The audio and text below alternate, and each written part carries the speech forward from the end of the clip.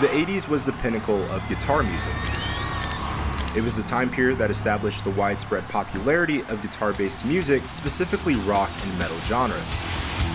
Metallica, AC/DC, Guns N' Roses, Nirvana, Red Hot Chili Peppers. The list is endless, and some of the world's most iconic rock bands in history emerged between the 1960s and late 90s. These 3 decades alone brought rock music to a height that can only be compared to the prevalence of today's pop and rap music. Some of the largest concerts to ever take place were put on by rock bands during this time. And when I say rock music, I'm referring to iterations of it as well, like blues, indie, punk, metal.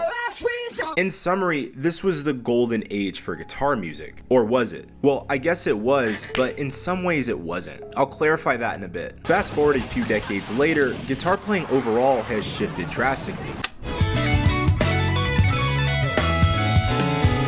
Instead of being primarily used to accent melodies sung by the vocalists, guitars today essentially serve as vocals themselves.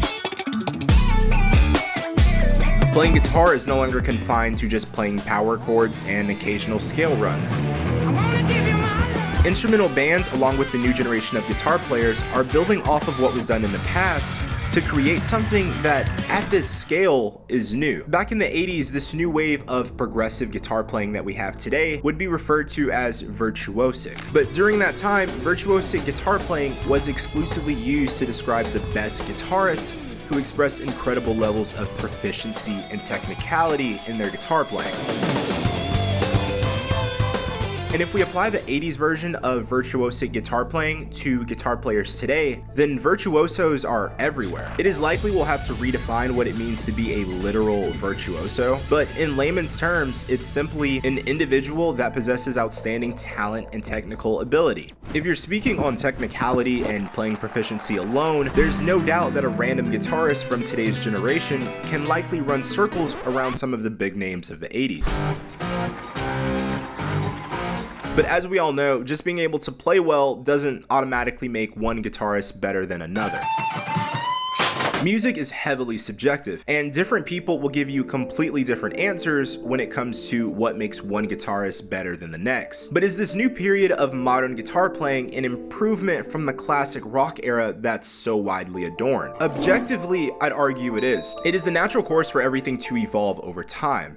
We know this. And in terms of guitar progression specifically, it is improved in every way imaginable. Recording equipment has become easily accessible, making bedroom artists the norm. Today's entry-level guitars are pristine compared to what they were decades ago. And due to the swapping of techniques across the internet, what today's average guitarist is capable of is on par with some of the best innovators of the 80s. And I almost forgot to mention, left-handed guitars actually exist. Now, the improvement to all of these areas doesn't directly translate to people making better music, because that's definitely not the case. But this increased accessibility to things like better instruments and recording gear does amplify the potential for artists to make great music with fewer resources. I'm aware the things I'm mentioning are nothing more than technological advancements, but they've exponentially raised the bar in terms of guitar skills across the board. Now, let's go back to the statement I made about the classic rock era being the golden age for guitar music. Yes, I did.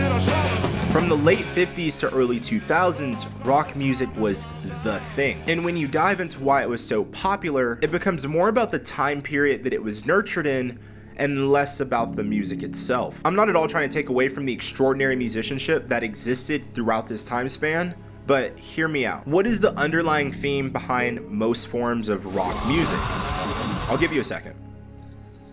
Rebellion. And when you take this into account, it's no surprise that rock music surfaced to the mainstream during a time when the world was in complete turmoil. Obviously, I wasn't around, so I can't pinpoint an exact period that rock music really took off, but research would suggest it started becoming popular around the mid-50s. And since things don't just become popular as soon as they're introduced, I'd assume that rock music was very present around the 1940s. And a lot of rough shit was going on during that time. 1929 to 1941 was the Great Depression.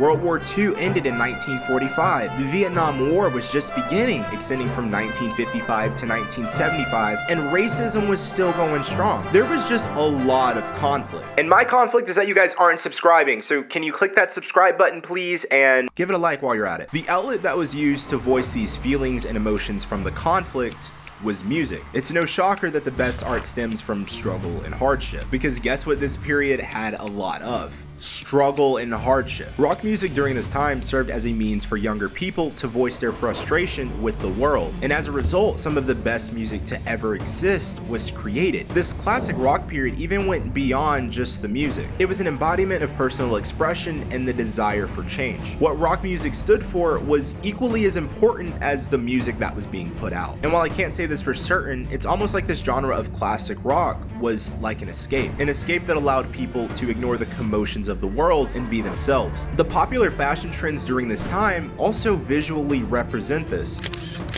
And for the bands that were gaining traction, image and persona were crucial in driving their success. Just to bring this point home, apart from his guitar playing, why is Slash so recognizable? The top hat. And apart from his amazing guitar playing, why is Jimi Hendrix so iconic? Well, for one, he was black, and he was also a left-handed guitarist who flipped his instrument upside down. You can immediately recognize him. And even when you look at guitar styles like Gibson's 1959 Flying V or the 1969 BC Rich Warlock, this all makes sense. The presence of a strong image was consistent across every aspect during this period. So, was the classic rock era really the golden age for guitar music? It was definitely golden for many reasons. The music was truly original, and it holds a great deal of significance for such a sliver in time. While dozens of insanely skilled guitar legends were born during this span, the community that appreciated this music was also very tight-knit, since it brought so many people together during some stressful times. So it makes sense that a lot of old heads aren't able to fully get behind this new age of guitar, because it is different, but different isn't always a bad thing. I'm not even gonna try to compare classic to modern rock in terms of what sounds better, because like I said, it's very different. But I can say I do feel like the guitar itself is becoming something more special now than it was then. Thanks to the giants before our time, well, my time at least, guitarists today have a foundation to build off of, and as a whole have raised the bar in regards to guitar playing proficiency. Honestly, there's no chance anyone today could get away with playing as sloppy as Jimmy Page did during some of Led Zeppelin's live shows.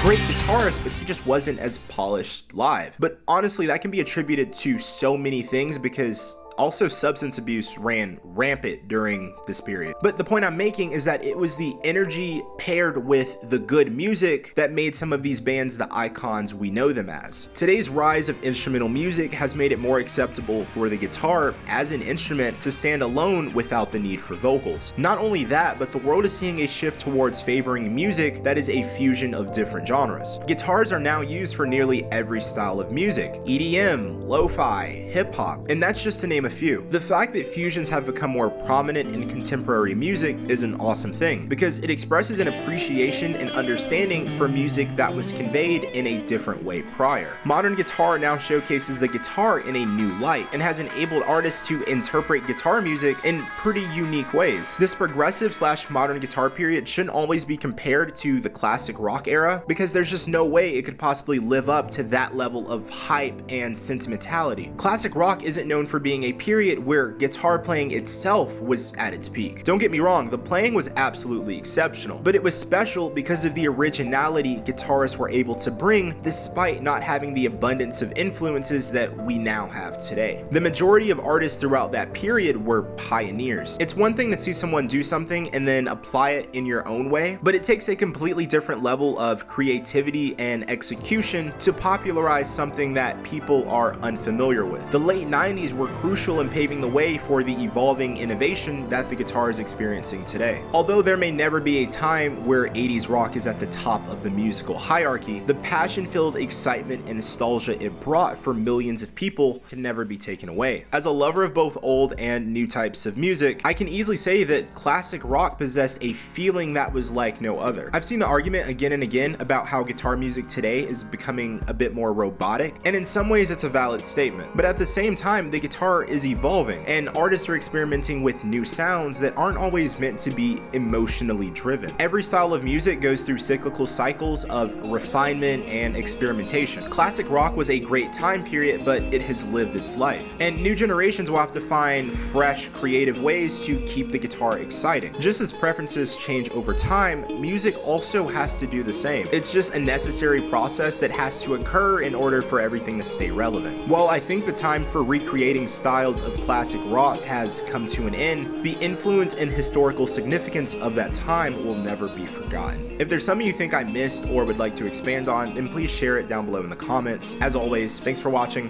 and I will see you guys next time.